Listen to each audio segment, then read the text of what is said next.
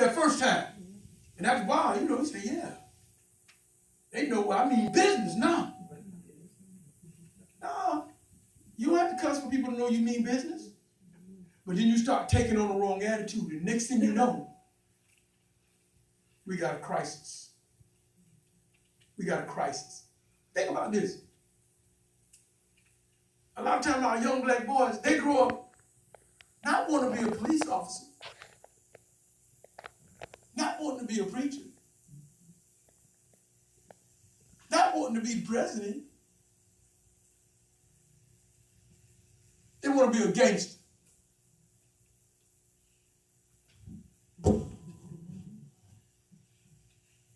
What's the life expectancy of gangsters? You ain't many old gangsters. They call them OGs when they're 35. That's an OG.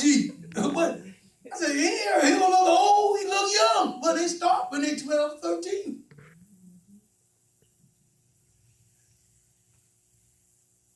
"35 is an OG.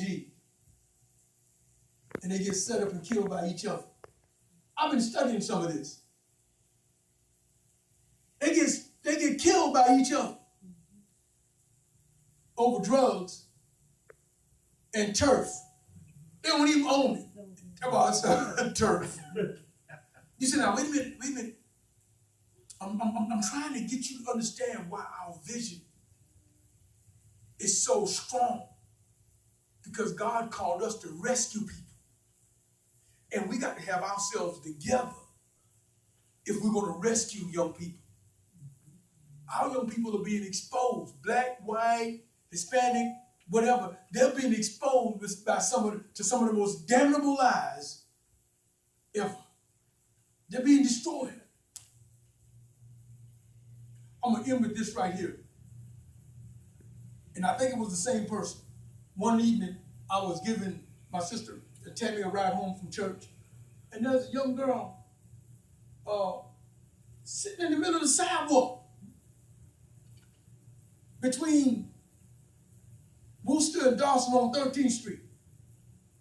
I said, what in the world? So I drove around the block. I wanted to make sure what was going on. Look, just sitting there in the middle of the street. At first, she was laid back. I thought maybe somebody had busted her head.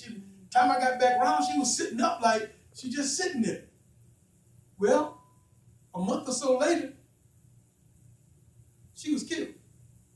I think it was the same girl. Maybe been somebody else, but I think it was probably the same one. See, because I'm going to tell you what, we have taught people by our example that you can play with evil and it'll be all right. Sometimes you might hear my testimony, or you might hear somebody's testimony that yes, they did evil. They were living rebelliously against God, and God delivered. But the reason is because somebody was standing in the gap, praying for them, protecting them with prayer. Today, many of these young people, there's nobody praying for them. We need to be praying for them. We need to be standing in the gap, praying for them. We need to be praying for ourselves and praying for them. There's going to be plenty of time to preach to them. But first, we got to pray for them, pray that God draws their heart. So when they come in the door, we'll be ready to give them something. But they got to be covered with prayer.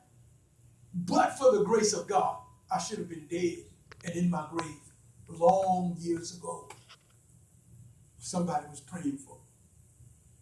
Our bishop talked about that. That we, every one of us, we need to be the shield, praying for people, covering people. See, we got to do that. That's part of our vision. Go ahead and stand to your feet.